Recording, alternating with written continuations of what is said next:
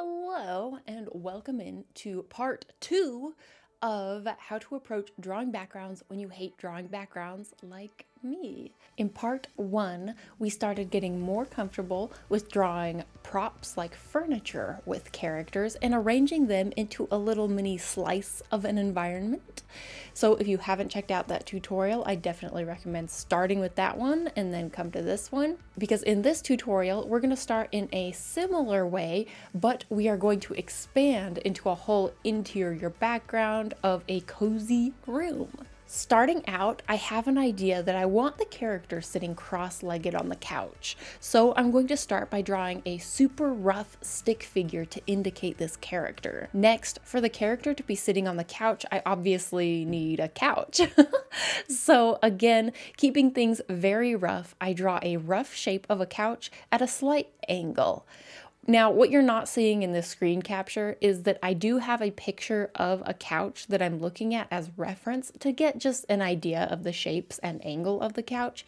Remember, it's always a really good idea to look up reference, especially if you aren't super familiar with what you are drawing. I mentioned this website before, but there's this website called Sketchfab that has a lot of both 3D models and as well as like 3D scans of objects that you can rotate around, and this can help you at least get an idea of what an object looks like at a different angle. But remember, a lot of these are not like free to use, so I would not recommend completely copying them or tracing them. Just use them as reference to get an idea of the kind of angle and shapes that you need. Since I'm drawing a full scene, I need to figure out how I want it composed. A good rule of thumb is to use the rule of thirds. I don't always rely on this rule, but it is good to try moving the main focus of your subject around within the composition to see where it will be most interesting. For this piece, I'm going to try and position the character on the left side of the composition and try and line her up with approximately the corner of the upper left box based on this really rough guide that I've drawn. The guidelines themselves were scribbled really roughly, so even though they probably aren't positioned perfectly, but this isn't really about perfection, it's just about getting the idea for an interesting composition. It's totally okay to not follow the rules exactly. Now it's time to start filling in the rest of the props in the room. I started out with an indication of a plant on the other side of the couch reaching from off screen. It's totally okay for things like plants and other props to be partially off camera. It can actually make the scene more interesting to not see the entire prop. It lets the viewer know that there's even more to the scene kind of going off the screen, off camera. Next, to start indicating the ground, I roughly sketch in a round rug. This might change, but for now, I just wanted to start getting a feeling of the space. The goal with environments, even within a small room, is to help build some sort of depth. And something that really helps with that is not just thinking about the background, but also thinking about the foreground. You can add objects in the foreground or hints of objects in the foreground that will likely be tinted darker and help with this depth. For example, in this piece, I know that for the composition and the depth, I want to add something in the foreground in the lower right side of the picture, but I don't necessarily know what yet. So I just blocked in a shape with some dark scribbles with a large brush. It could be a table or books or just something I haven't thought of yet. The point is just that I know I want to put something down there for now, and I want to at least block it in to get a feel for the composition, even if I don't know the actual object yet. And now it's time to start indicating the actual background. I'm sort of thinking about perspective a little bit, but getting perspective just right isn't necessarily the most important thing at this stage. At this rough stage, the most important thing is to get the general composition down. So I'm drawing in a line to indicate the corner of the room and another line to indicate where the wall meets the ceiling, and then an arch for the window. I do love helping frame characters or whatever is the main focus with something like an arched window. It's just a really neat little trick that helps the eye hone in on what's important because you are literally putting a frame around it. And remember, it's okay to move other stuff around that you've already drawn. We are in the stage of feeling everything out. Now, of course, this is mainly like a digital trick. It's easier to move stuff digitally, but if you are working traditionally, the way that's easiest to do this is to use small thumbnails in your sketchbook and draw multiple different thumbnails. Like if you draw a kind of general composition with a piece of furniture or something somewhere and you think, oh, what would it look like if it was on the other side? Then you can do another super quick little thumbnail, even if it's just like little tiny scribbles, to get an idea of like, okay, how does the composition look with different shapes? I want this character to be interacting with something in this cozy environment besides just sitting on the couch. So I'm going to include a nice little cup of tea, but setting a cup of tea on a soft sofa is pretty precarious. So the cup of tea will be balanced on a book. Still not exactly a safe position for a cup of tea, but I find this sort of detail really relatable. Totally something that I would probably do in my real life, and then my husband would get mad at me for it when he sees it. But it's these kinds of little details that can make the whole piece feel like it has a little bit more character and like, oh yeah, this character really, she has her own little quirks and she's living in this sort of environment. What else is a good thing to put in the background for this sort of piece? Well, I want this to be a cozy sort of scene inside a house, and the types of aesthetic home inspiration and photography that I love looking at is almost always including bookshelves and plants. So I'm going to put a bookshelf over on the right side of the background. Bookshelves can be challenging, to be sure, but they are also a really great way to fill up interior space because they can be filled with all sorts of books, of course, but also trinkets, knickknacks, plants, you name it, whatever you can put on a bookshelf, and that's just a way to fill up more and more character into the environment itself. Next, to help fill up the mid-ground of the space, I want to draw some sort of coffee table in front of the couch, so I roughly sketch that in. Even though I'm not quite sure what I'll put on it yet, that's okay. I just want to make sure to get in as many roughly sketched objects and pieces of furniture as possible. Again, it's for the composition and we'll refine all of the details in the next step. This rough sketching stage can go fairly quickly, but at the same time, I still recommend tackling it piece by piece if you're like me and backgrounds aren't necessarily your go-to when you go to pick up a pencil. Start like I did, where the main focus, like the character and the main prop, is drawn first. That gives you a nice like anchor to start with, and then start adding more and more and more. Build the room and fill the rooms piece by piece, step by step, and that way fun and impulsive ideas can also develop as you go. A helpful way to break up the background as well is to divide it into 3 parts. There is the background, which is the stuff that's the furthest away from you. Later, when it comes to shading and coloring, this stuff will usually have less contrast, which helps it look further away. Then there is the midground, which is pretty self-descriptive. It's often where the main focus will take place, like the character and whatever the character is doing and interacting with. And then there is the foreground, and this stuff is very close to the camera or viewer. The goal of including this type of stuff in your composition is to add more of that depth and also to help frame the scene. It can also help add more character to the environment itself if you put thought into what kind of props you're going to be putting into the foreground. Okay, I like this composition, but it is super rough. So this is probably going to need another sketch pass to help define the objects here. Of course, I want to start with the character because I love drawing characters. So I also want to have a little bit more than like the super rough stick figure to go off of, because what the character is doing may change some things about the environment. For example, as I sketched this character, I decided to put a cat on her lap, and then that made me think about my own cats and how one of my cats is a lap cat and the other cat loves to sit on the back of the couch. So of course I'm going to add a cat to the back of the couch based off of my own life experience.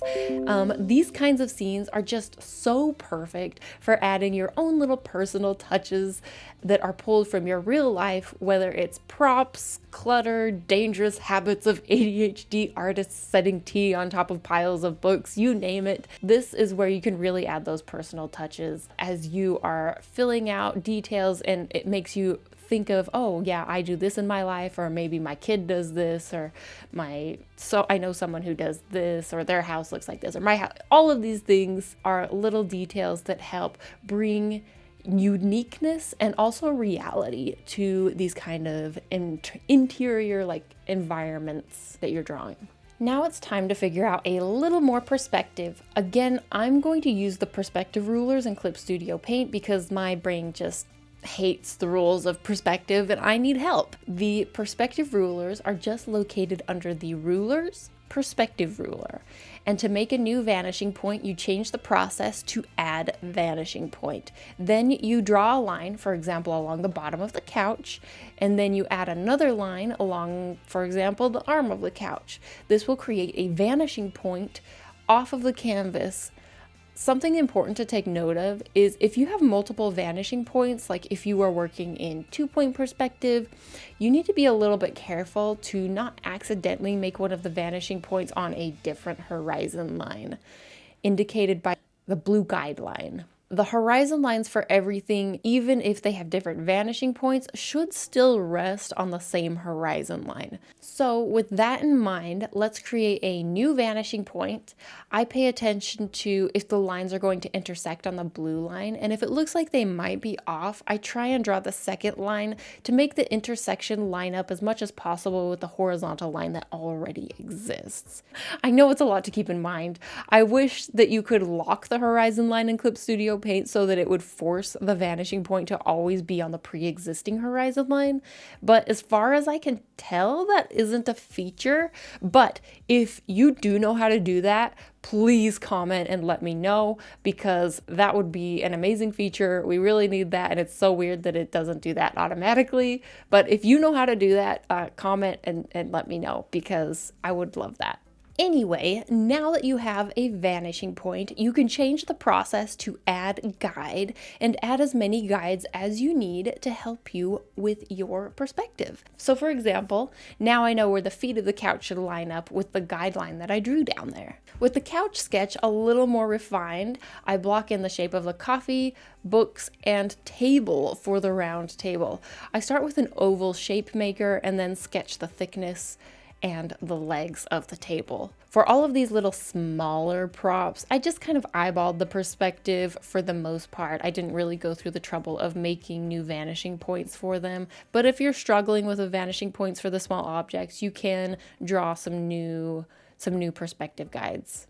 Now for the background. The window is a key feature for the background since it really helps set the tone and what type of house this is that helps frame the character. To help see the window, I turn off the character layer and draw the window with the help of some of the perspective guides that I added for the walls. To find the center of the window, draw an X from corner to corner, and that will help you know where to place the center bar of the window, and it also helps you know where the top of the arch is going to be, since that should also be in the center of the window. Once the window is drawn in, we have the main shapes for the large objects, but I need to figure out more details and clutter that will be on the table and on the bookshelf. So it's time to start sketching in candles and a plant for the table and also a book to sit on the table.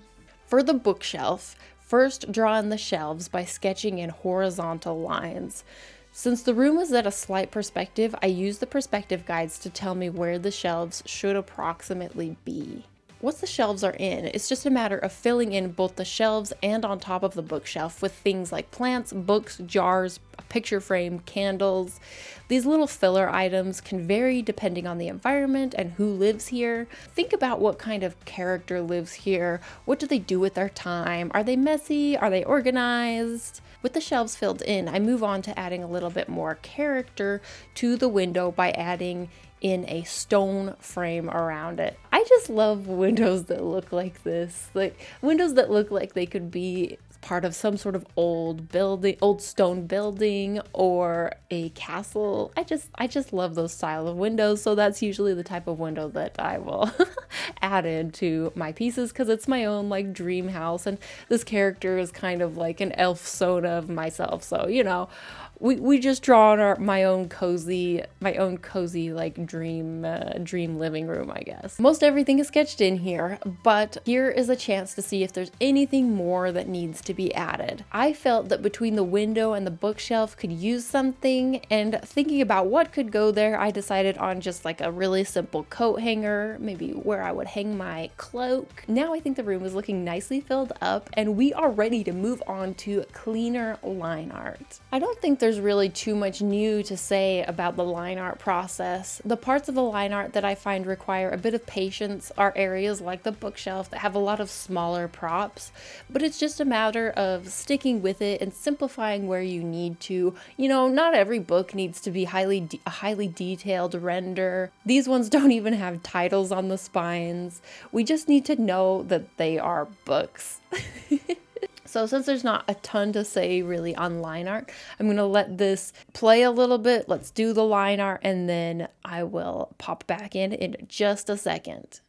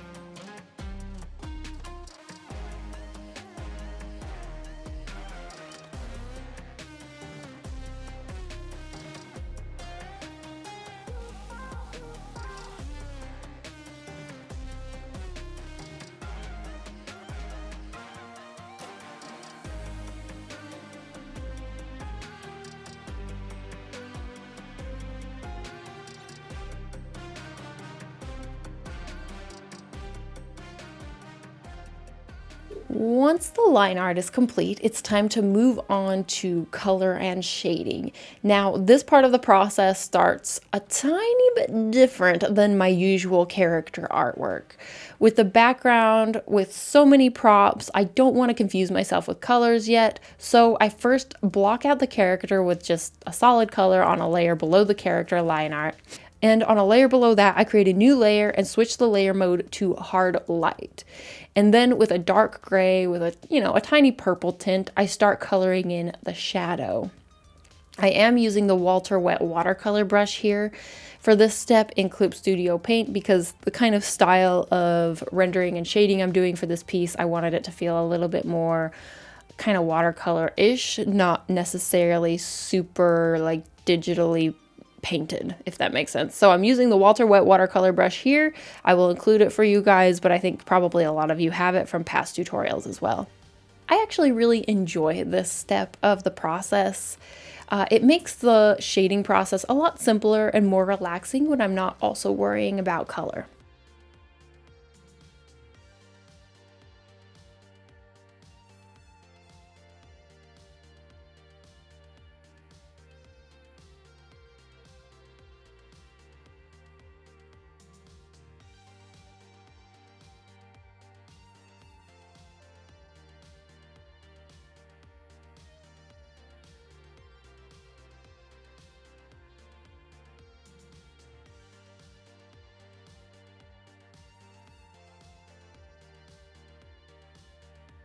Once I have the shading in, I will create a new layer underneath the shadow layer to begin blocking in the colors to each of the props in the scenes. In the scene. Starting with the couch, since it's a very dominant prop in the room, and I just really love the idea of green couches, so I knew it was gonna be a green couch. As I block in these colors, I have decided that I will try and have more warm colors in the front of the scene and slightly cooler colors in the back of the scene. It makes sense to me since the back will be a little more lit by the window, and outdoor lighting does tend to have a cooler tint because the sky is blue, while indoor lighting that might be coming from like a light off camera in front of the character would have a warmer tint, whether it's candles or an actual lamp or something. Indoor lighting tends to have a warmer tint, outdoor lighting tends to have a cooler tint. This part of the process can take a while depending on how many different small objects and clutter you have in your scene. And remember to add a little color variety, especially to larger objects like the couch. You can select the flat color and then use a soft airbrush to paint a little bit of gradient colors. So there's a little bit more of yellowish, lighter colors on the couch, and then there's also a little bit of cooler colors on the couch, just painted in with a super soft airbrush. You don't need to do this with every single object, but at least with the larger objects, I find that it really helps out.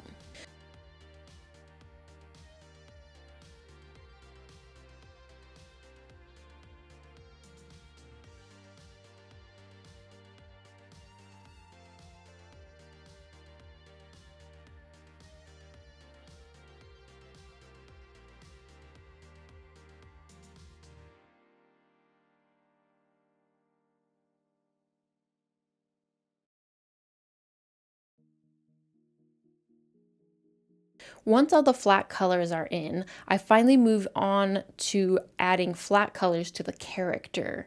I leave this step until the rest of the environment is in because I feel like the colors of the environment help inform the colors of the character, and it helps me paint the character in a way that they look like they belong in the environment, rather than trying to just paste them into an environment or drawing an environment around them. I much prefer to have the environment somewhat established, at least the color scheme of the environment established. It's just a lot easier to color the character in a way that they actually look like they fit there. Also remember, when you're doing all of your flat color painting, it's good to try and reuse some colors where possible to keep the color palette and all of the colors in your scene a little bit more cohesive. For example, you can see a lot of greens, grays, and maroons here, but there aren't really any objects that are bright yellow or orange or pink. I try and keep things pretty consistent. But when it comes to popping in some really saturated or bright colors, I will leave that for just a little bit later. It's easier to build up saturation and make it impactful in just a couple areas than to paint everything too saturated and then have to try and tone certain areas back. So yes, this ended up being a Krissa elf. The only thing that's a little off is the cat sitting on the couch is black instead of my white cat. The reason I made the cat black was because the background is lighter and I thought the black cat would offer some nice contrast. With the characters and props all colored in and the basic shading added, it's time to work on adding some simple rim light and highlights. Since there is light coming in from the window, I imagine it will be hitting the back of the character's head, the top of the cat, and the couch. I create a new layer under the character line art, but still attached to the character's colors, so that I can paint in some light blue for the rim light. Once we're here, the piece is most of the way complete. Now it's a matter of doing any paint over to help refine and fix areas that need fixing. This step isn't always required, but I will often like to do it. And the way that I like to do it is two ways. You have two options here. Sometimes I will do it either by grouping all of my layers and then duplicating the group and then merging that duplicated group, so that I can paint directly on that merged layer and fix any areas that need fixing, paint over any areas that need painting. And that's really good when you need to, for example, move stuff around. It's a lot easier to move stuff around when they are merged, because then you don't have to go in and move around the flat colors and the shading and the line art all in separate layers. When it's merged, you can just do that one layer and then paint over and fix what you need to. But if you don't need to move anything around, another way to do this is your option 2, is to just create a new layer on top of everything and paint on that layer.